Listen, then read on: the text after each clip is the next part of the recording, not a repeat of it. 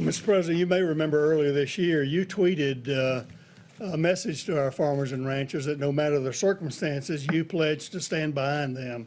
And while none of us could ever have anticipated this type of pandemic that we're currently in, I think today's announcement is proof that you have our farmers' backs and that you will continue to do what it takes to support them, and they are very grateful.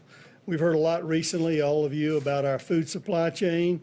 I think America now knows that more than ever that the wholesome food that our families depend upon and starts with America's farmers and ranchers. America, agriculture has been hard hit like most of America with the coronavirus, and President Trump is standing with our farmers and all Americans to make sure we all get through this national emergency. So today, thanks to your direction and leadership, Mr. President, USDA is announcing the Coronavirus Food Assistance Program. As you mentioned, this new $19 billion program will take several immediate actions to assist farmers, ranchers, and consumers in response to the COVID-19 national emergency. The program is really divided into two parts. One is a direct payment, $16 billion in direct payments to farmers, ranchers, and producers who've experienced unprecedented losses during this pandemic. Since we wanted to get the payments out to producers as quickly as possible, we decided to use the funds in the CCC, the current funds of $6.5 billion, combined with the 19.5 of COVID money, rather than wait for the replenishment of the CCC funds in July. Based on industry estimates of damage, Mr. President, it is becoming apparent that we'll need the additional CCC funds as we continue to track the economic losses. Secondly, and this is really important as well, the USDA will be purchasing $3 billion in fresh produce, dairy, and meat products to be distributed to Americans in need through our food bank networks, as well as other community and faith-based organizations. Having to dump milk or plow under vegetables ready to market is not only financially distressing, but it's heartbreaking as well to those who produce them. This program will not only provide direct financial relief to our farmers and ranchers, Mr. President, but will allow for the purchase and distribution of our agricultural abundance in this country to help our fellow Americans in need. So in recent weeks, we've seen, all of us have seen the heroic patriotism of our food supply chain workers that have shown day in and day out doing the work to serve the needs of fellow Americans. Our farmers have been in the fields planting and doing what they do every spring to feed the American people, even with the pandemic as we speak.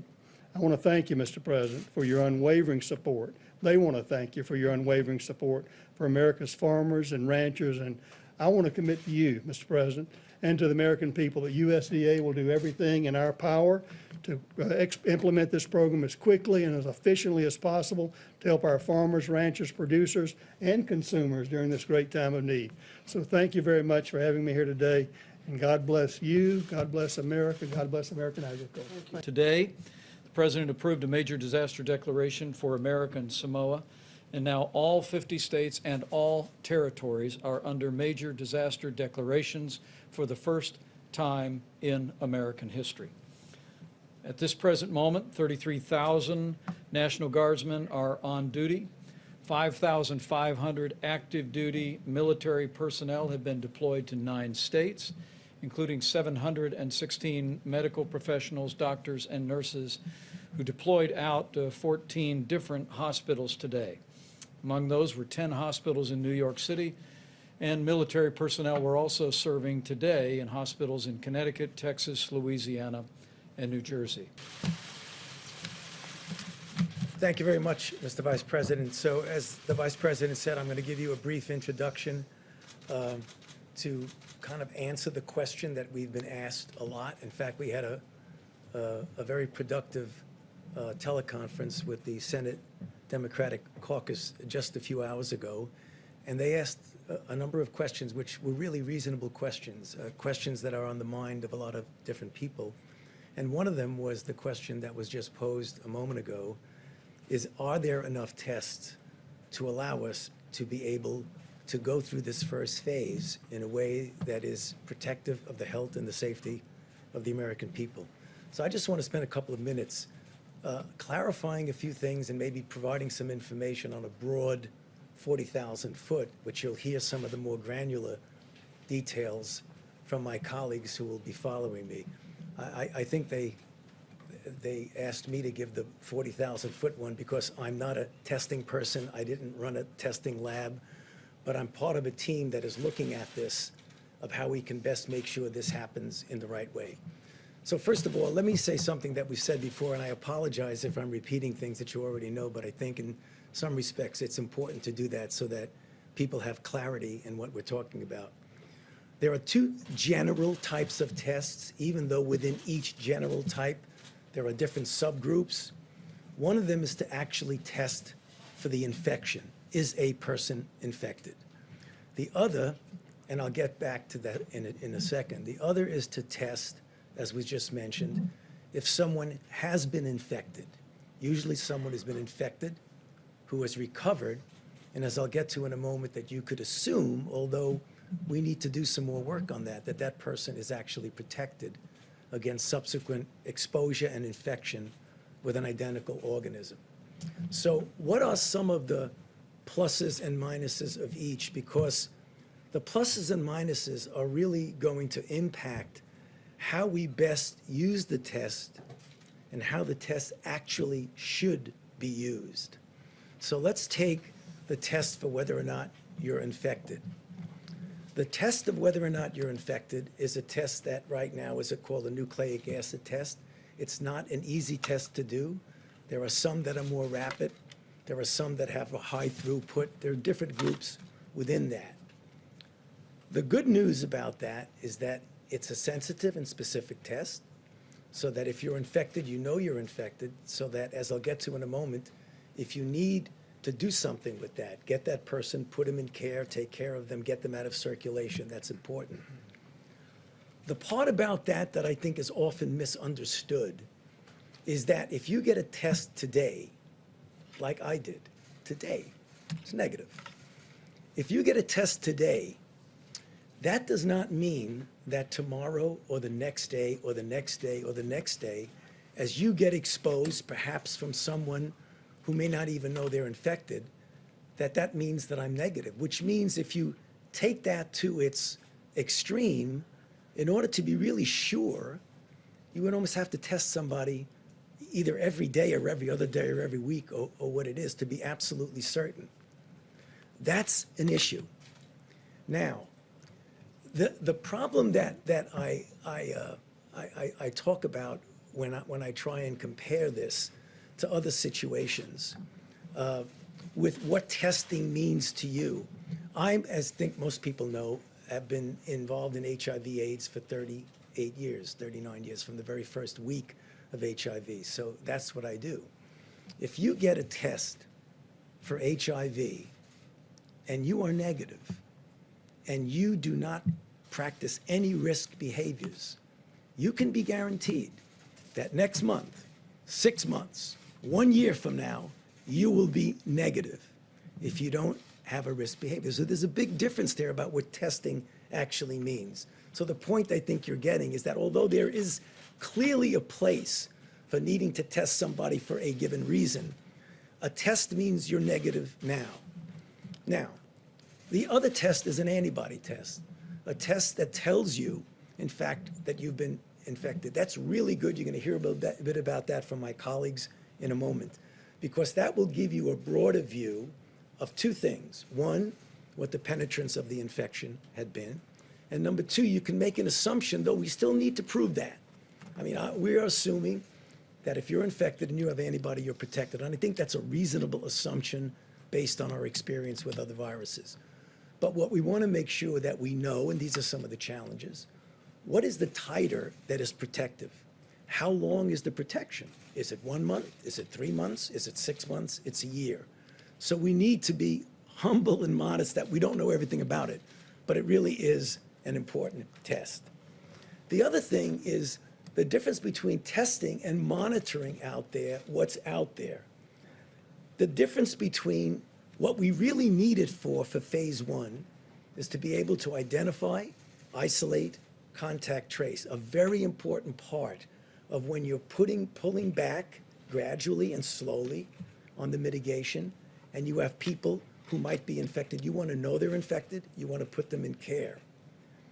That is something that we absolutely need to do. But there are other ways. I want to make sure people understand that not to underestimate the importance of testing. Testing is a part, an important part, of a multifaceted way that we are going to control and ultimately end this outbreak. So please don't anyone interpret it that I'm downplaying testing. But the emphasis that we've been hearing is essentially testing is everything, and it isn't. It's the kinds of things that we've been doing, the mitigation strategies that are an important part of that. Now, just a couple of things before I hand it over to my colleagues. No doubt that early on we had a problem. I have publicly said that we had a problem early on. There was a problem that had to be corrected, and it was corrected. It was a problem that was a technical problem from within that was corrected, and it was an issue of embracing the way we have now and should have the private sector, who clearly has the capability of making and providing tests at the level that we will need them for any of the things that I've just spoken about. So, having said that, right now, I totally understand, and I'm not alone, my colleagues understand, that although we say there are X number of tests out there, and you're going to hear from Admiral Giroir about that, the fact is there have been and still are situations that are correctable and will be corrected, and some of which have been corrected. I know I get on the phone a lot with my colleagues because, believe it or not, some long time ago, I was where they are, in the hospitals, in the emergency room, looking at very sick individuals that you need to take care of. And I know what it means when someone tells you, hey, you have what you need, and you look around and you say, well, maybe you think I have what I need, but I don't really have what I need. So we have to figure out, how do we close that gap? And there are a lot of things that I think we've learned and that we are correcting and going to correct. Namely, you have a situation where tests are needed and appropriate, and either people have found there's no tests, or there's no reagents, or there's no swabs, or a person needed a test and were told that there was a restriction, they couldn't get a test. These are all the things that I'm telling you, you already know because you've heard them. So right now, or there's a delay of 5 to 7 days, and what does that mean if you want to get somebody out of circulation? We understand that that existed, but upon careful examination, what you are going to hear, that many of those have been already corrected and other of those will be corrected. Because what I think people don't appreciate through no fault of their own is that there are two issues. There's supply and demand. And if you have a supply that can meet the demand, but the supply is not connected to demand, then supply-demand falls apart. What do I mean by that? I mean, there is existing capacity that we have that for one reason or other maybe has not been fully communicated as to the availability of that existing capacity, and you're going to hear about that now. There's production capacity that gets better and better and better. And that's what we're talking about, because for what we need now, we believe that with better communications, we'll be able to make that happen. So I know there's going to be a lot of questions about that. I don't want to go on too long, but let me just finish by saying, given what I've just said and what I believe what you're going to hear, that for what we need in the first phase, if these things are done correctly, what I believe they can, we will have and there will be enough tests to allow us to take this country safely through phase one. Thank you. Thank you, Mr. Vice President. I want to make a few comments here. First, I want to talk a little bit about CDC has developed multiple systems to monitor disease outbreaks. I think many of you are familiar, for example, how we monitor for foodborne illness or how we monitor for antibiotic resistance in hospitals. Well, we've also developed a system to monitor for upper respiratory tract disease. If I can get the first slide there. this is an example, because when we talk about what we know about this current pandemic, the reality is we know a lot, because we've developed these monitoring systems. Up on the slide is a system that we've developed initially for flu, and what it does, as you can see, there's a multiple different flu seasons, and they track them over the course of a year. I want you to look at the red line, and that happens to be this year's respiratory season. And you see there's a peak there up over the 50-52 week, and that peak was when we actually had a peak of influenza B. This year was a little different because after that, viral syndrome came down, and you can see it, that actually we had another peak, and that's when influenza A was active through our country. And you can see influenza A started to drop, but then you saw a third peak. That peak was, you were looking at the coronavirus 19. So we have systems all the way down to the county level that we can see where there's respiratory tract illness.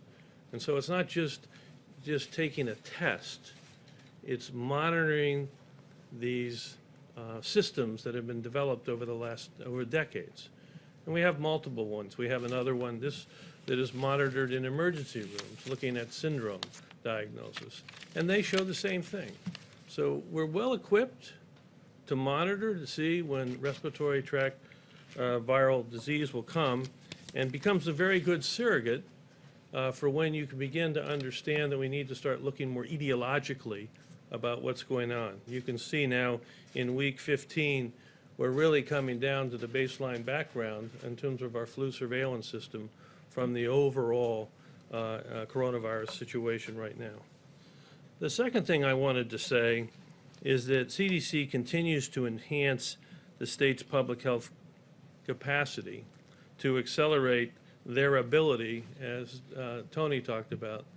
It's critical as we open America again, to diagnose individuals that present with influenza-like illness or coronavirus-like illness, to diagnose them, to be able to isolate them, and to be able to contact trace around them, and then diagnose the contacts and those that are coronavirus positive, to go back and do their contacts. This is the traditional public health approach, which was started in this outbreak in January and February, and was quite successful when, as I mentioned before, through February 27th, this country only had 14 cases.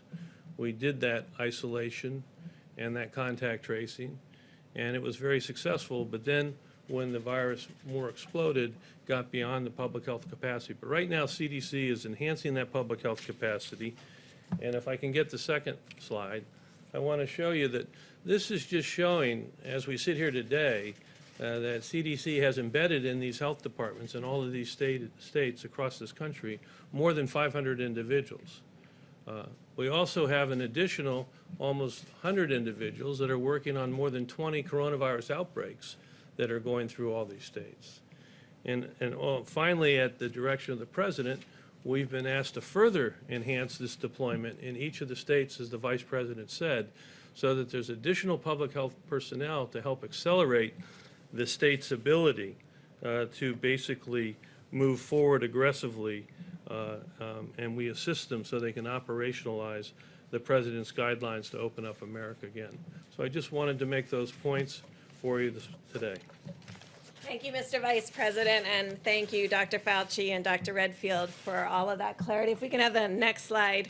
I'm going to go back to what Dr. Fauci was talking about, just to emphasize those points about the two types of tests, and I'm going to talk about a third one.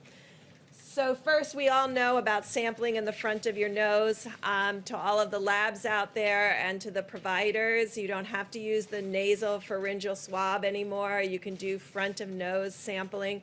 And again, as Dr. Fauci talked about, that is sampling for the virus itself that replicates in your nose and, as we know, throughout some of the respiratory tissues.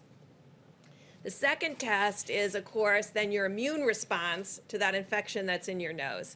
And so that's the antibody test. And so those are the two tests we want to talk about. But I want to come back to something that both Dr. Fauci and Dr. Redfield said, and we covered yesterday. Testing is a part of the exquisite monitoring that needs to occur in partnership with CDC and state and local governments, utilizing the surveillance systems that are available, what we just talked about, the flu surveillance system, because we no longer have flu, and the syndromic respiratory system that is across the United States. And you can see it's going back to baseline so that we'll be able to see at the community level any deviation from that baseline. In addition, what we talked about yesterday was adding that asymptomatic component, because I think you'll see as more and more articles come out for surveillance that and monitoring that other states have done, higher and higher antibody in multiple individuals who don't remember having a sickness. And that will give us an idea. That's our asymptomatic monitoring in these sentinel monitoring sites. And what did we talk about yesterday? We talked about nursing homes, we talked about indigenous people, and we talked about vulnerable people in the inner city, really ensuring that something that is so small that can't even be seen on the surveillance monitoring will be able to be seen in the asymptomatic. And so those are the two tests that we have, one available now, two that have been approved, or three by the FDA. I want to just leave you with my last concept on the antibody tests. Antibody tests have different specificity and sensitivities. The FDA, FDA has been very cautious about the antibody tests, because I know you see reports every day of countries that have ordered the antibody test and found that they were 50, 60, 70% faulty. So we're taking that very seriously, because you never want to tell someone that they have an antibody and potential immunity when they don't. And so those tests perform better when there's a high prevalence or high incidence of disease. So we want to work with mayors around the United States as those antibody tests become available to really see what it is in first responders and healthcare workers in the highest prevalence states, so that we can know about the quality and the real life, real field experience of those assays. Because things can look very good in the lab, and then when you take them into the field, sometimes they're not as good. I've learned this lesson repeatedly in working around the globe. The next slide. So this is what we have asked commercial and diagnostic companies to be working on. Because when you talk about multi-millions worth of tests, the way we do this in the United States today for strep, for influenza, and for malaria is we test for the antigen. Now, we don't know right now if you shed antigen in the front of your nose. And so that is the question that scientists and companies are working on right now, because that becomes a simpler test. Now, the flu test, I think many of you will look it up tonight. You will see that outside of the flu season, because of the specificity of the test, it doesn't work so well. So these are tests we're working on today that would be like a screening test, because if you're positive on it, it's a good test. But it may miss that you actually have the flu. So then you would move into what we call the nucleic acid test. So we're trying to build an algorithm of tests that bring the full talent of the science of the United States into the reality of the clinic. And so bench to clinic. And so this is what we're working on for the future. Next slide. So as I promised both the senators and the governors, this is the United States' current platform capacity. Designated as high and low throughput. And what do I mean by that? We've talked about the high throughput platforms of Roche and Abbott and others. And then we've talked about the Gene Expert and other machines that may be moderate to lower throughput. I want you to see how it's distributed through the United States. So these are the current testing platforms available today throughout the United States for COVID-19. And as you heard from Dr. Fauci, everything has to be working from the swab to the transport media to the laboratory to really get those tests run and the results back to the client. The next slide. So then we've looked at all of the testing capacity from those platforms, and this gives you an idea of what that capacity is. The darkest red that you can see, like in Texas and New York, those are states that have lots of different platforms, as you saw on the prior slide, and the ability, if you just add up the platforms and the potential for test, of over 1 million tests per month. And so this is what we're working with each of those states on unlocking that full potential. And how are we doing that? Well, we're calling on the American Society of Microbiologists. They work closely with 300 lab directors around the country. We talked with them this morning. And the Walter Reed team, who developed the entire HIV testing program for the military 35 years ago, I've called them back into service, and they're calling lab by lab to find out what are the technical difficulties to bring up all the platforms that exist in your lab. Is it swabs? Is it transport media? Is it extraction? And I just really want to thank them. They've already worked through over 70 plus of those laboratories to really understand, and the American Society of Microbiologists and the academic societies of the laboratories are working together to ensure that all of this potential can be unlocked. Next slide, please.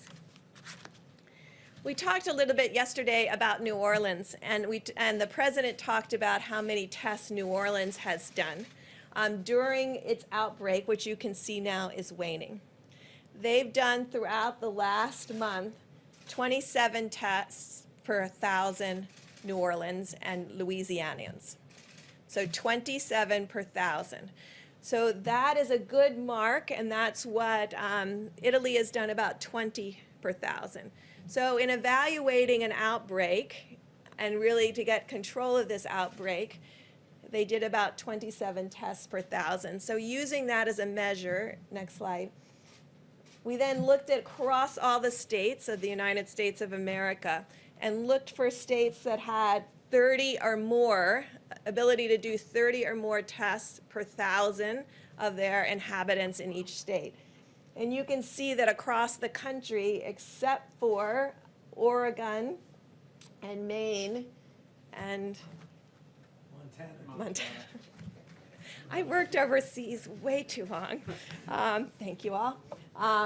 So those are the 3 states that we're working on building capacity in. So this is just to give you a perspective of how seriously we're taking the testing issue. As we've described, we've measured every single platform in every single state. We know exactly where they are by geography, by address, by zip code, what their capacity is, what their cumulative capacity is, what their roadblocks are on not ability to run all their full capacity. And we're addressing those because each one of those is different, and you have to address each of them one by one with the governors, with the state and local labs, and with all of the hospitals. I have not come across one laboratory or one laboratory director or one society that doesn't want to contribute to solving this issue of testing and ensuring that this testing is available for everyone. There is a strong, just as all the Americans have social distanced, in behind everyone, we don't often talk about the laboratories, we'll talk about the nurses and doctors on the front line. Behind all of them are the laboratory technicians and laboratory directors who are coming in every day and putting things together to ensure that every single person that needs to be diagnosed is diagnosed. And hopefully you can see from these slides, that really there is capacity out there. It is our job working with the states and having the state in the leadership role and the laboratory directors in the leadership role to provide support to ensure that all the potential for testing in the United States is brought to bear. I just want to end with, these are nucleic acid tests. There will never be the ability on a nucleic acid test to do 300 million tests a day or to test everybody before they go to work or to school. But there might be with the antigen test. And so that's why there's a role for nucleic acid tests, there's a role for antibody tests, and there's a role for the future development of these other key tests to bring the full ability to the United States.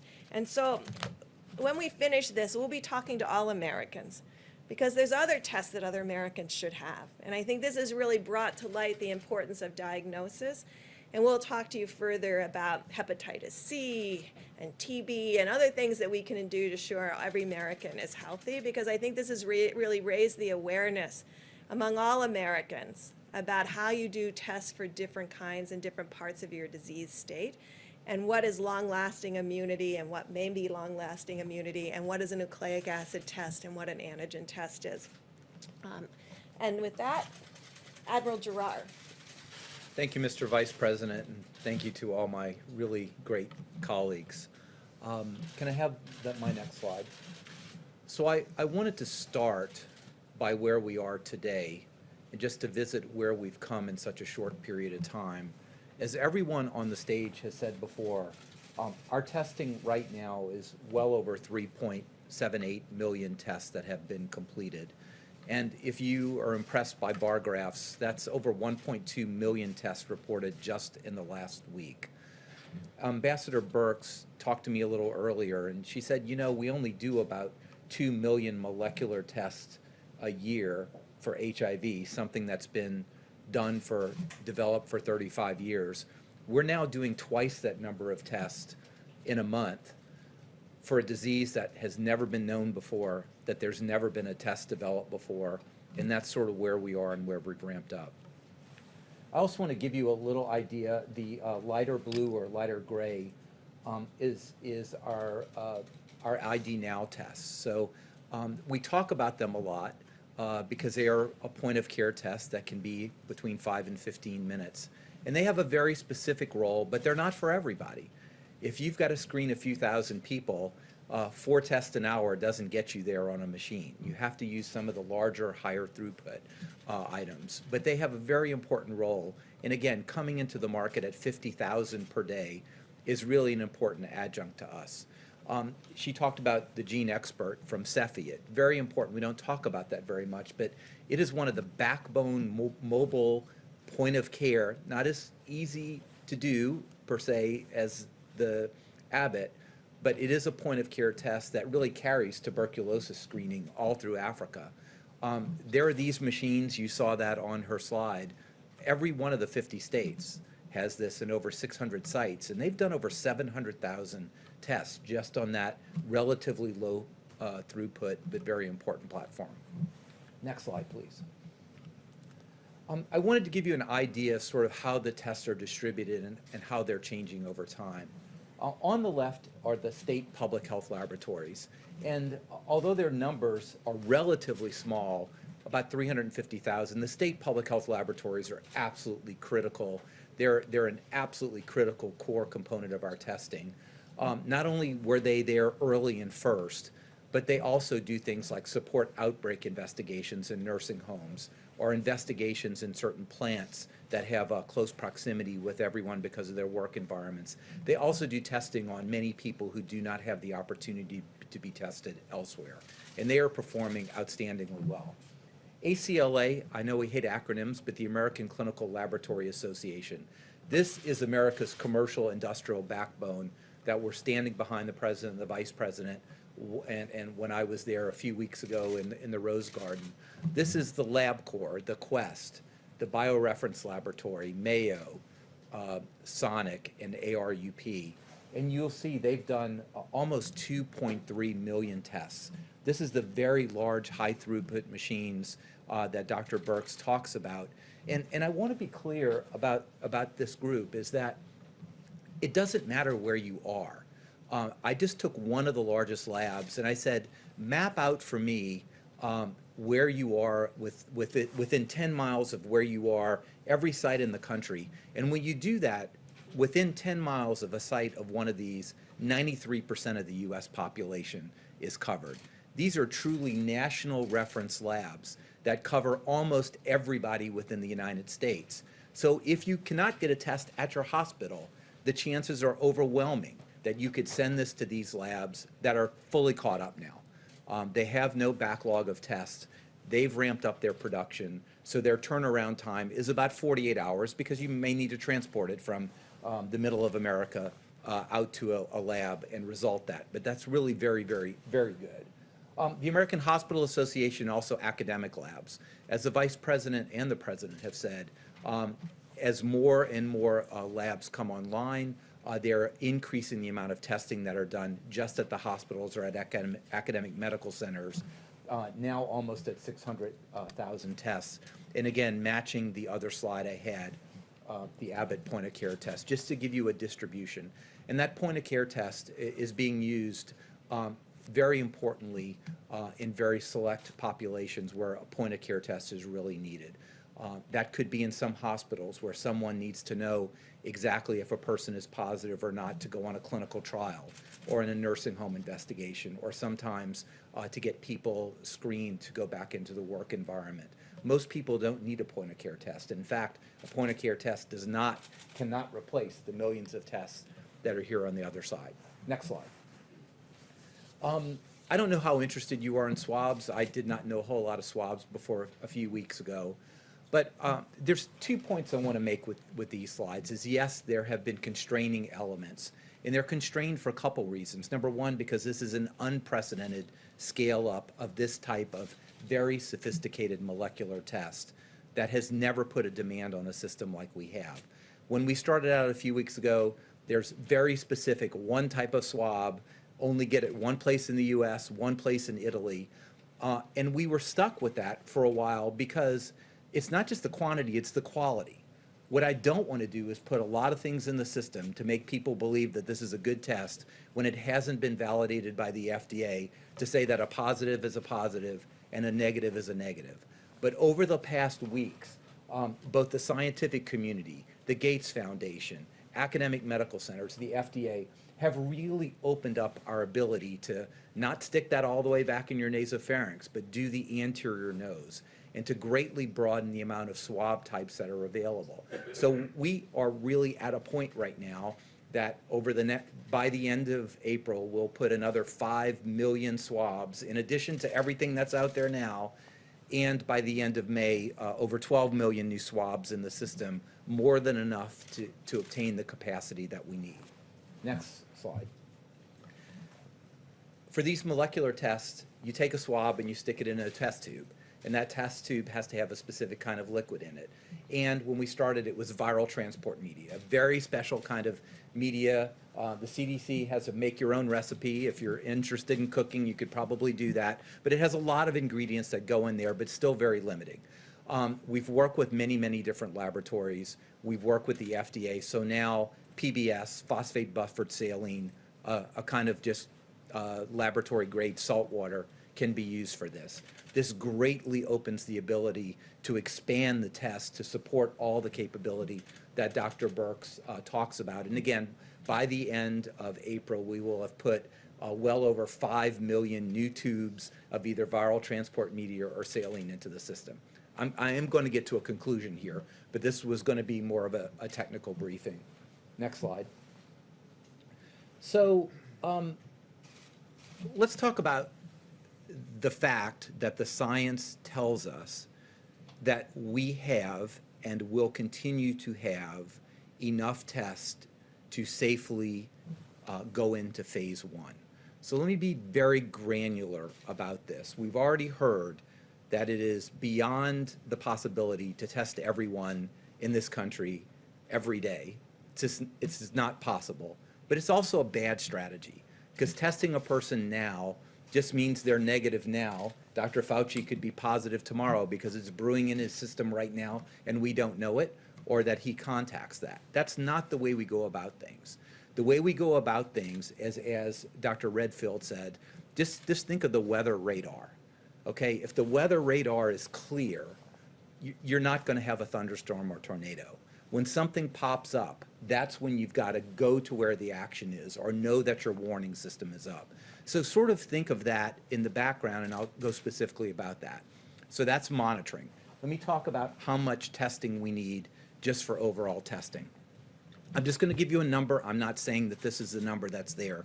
But let's just take a number that we are going to enter phase 1 when there are 200,000 new cases per month in the United States. Don't get hung up on that. It's going to be much less than that. But let's just say 200,000 cases. So how many tests do we need? Well, we need to test those 200,000 people to make the diagnosis, right? Everybody nod your head about that. We have to do that. Now, what's a safe number over that? You know, if everybody I test has the disease, I'm not testing enough, right? But if I test 100 people to have one person with the disease, that's probably over-testing. So we kind of assume that a safe number that really gives us a good idea is if about 1 out of 10 people are positive, then we know we're oversampling the population enough that we're getting all the positives. So if there's 200,000 cases, I need about 2 million tests, okay? Now, to go to Dr. Redfield's point, each one of those that are positive have contacts that need to be traced. And on average, the CDC tells me that for every positive, there are about 5 contacts that really need to be traced. So let's assume that those 200,000 people have 5 contacts. So now we have an extra million tests. So 2 million tests out there to detect the 200,000 cases, an extra million out there to trace those contacts. So we're up to about 3 million cases. If you want to put a fudge factor, say that's 4 million tests, okay? Those are generally done at the main hospital labs, the commercial labs, state and regional labs. All this can be done, as well as some of the labs talked about by Dr. Burks. Next slide. The second group of testing fits exactly perfectly with the influenza-like surveillance system that Dr. Redfield talked about. This is the monitoring. This is sort of the radar, the weather radar that it would be out there, that we're not testing people who are symptomatic. We want to do testing on people who are asymptomatic, because you can have asymptomatic carriage. You know, you could have this virus and shed it and not have symptoms or only mild symptoms. So what is the strategy here? The strategy here, this is an unprecedented strategy, okay? This is really unprecedented.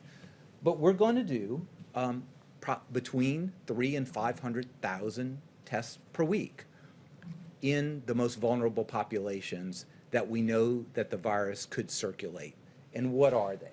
Number one, nursing home and long-term care facilities. We know that from the history of this virus, that can circulate and be devastating, and it could circulate even in a way that you don't have symptoms. So we're going to survey in a very controlled way, driven by the CDC, supervised by the CDC, surveys over, we may not get to everyone, but surveying in the areas to cover in a selective way the 15,000 or so nursing homes. Secondly, we want to work in vulnerable members in cities. And this is, the way we think about that is community health centers. I'm a huge fan of community health centers that are led by HRSA. There are about 30,000 community health center sites. They take care of 30 million people, children, adults, elderly. They care for about 1/3 of Americans below the poverty level. They are arrayed to take care of our most vulnerable populations. So we want to survey asymptomatic people in those community health centers. We also want to do in some of our indigenous population, and you know very early I was out here bringing machines to the Indian Health Service, and in fact, 1,800 members of the Public Health Service provide care to the Indian Health Service, and their director and chief medical officer are both admirals in the Indian Health Service. Plus workplace monitoring, particularly for workplace environments that may have very close contact or may have a high risk, and some of those could be agricultural facilities. So let's just total that up. We have 200,000 people who need a diagnosis. To make that diagnosis, we want to test 2 million. Okay, so that's 2 million. We're going to contact trace with 1 million. And let's just throw you a fudge factor of about 25% on that, so that's 4 million. And we have this background testing of about 400,000 per month. So to safely do the testing, we need to be in the range of 4.5 million. You followed my numbers, because I want you to understand, per month. That, pardon me? For phase one, right, for phase one. And I want to tell you that's really how it adds up, and that's where we are. Right now, we're doing about 1 million to 1.2 million per week. We are going to continue to push that farther and further as we open up the laboratories and we're able to open all the supplies that we need for that. And I think that's where I would like to end. Thank you. Please. talk about phase one. Will there be enough testing for phase two? Do you have to ramp up capacity for that, or how do you deal with that? That's a very good question. All right. Yeah, that's a great question. And what we will be doing is monitoring how much we have to use in phase one to really help inform phase two. Because the really unknown in this, to be completely transparent, is asymptomatic and asymptomatic spread. And so if we find that there's a lot of asymptomatic individuals that we find in this active monitoring in what we are very much concerned about, the most vulnerable, then we will have to have increased testing to cover all of those sites. There was a study recently that we can make available to you where a group of highly qualified evolutionary virologists looked at the sequences there and the sequences in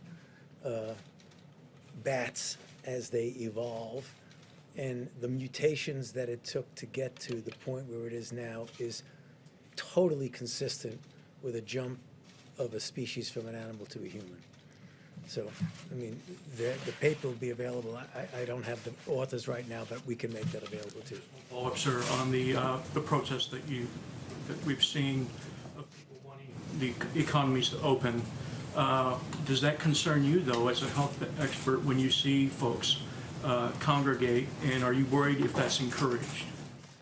Well, I mean, I'm looking at it from a public health standpoint. I certainly can understand the frustration of people, but my main role in the task force is to make recommendations to protect the health and the safety of the American people.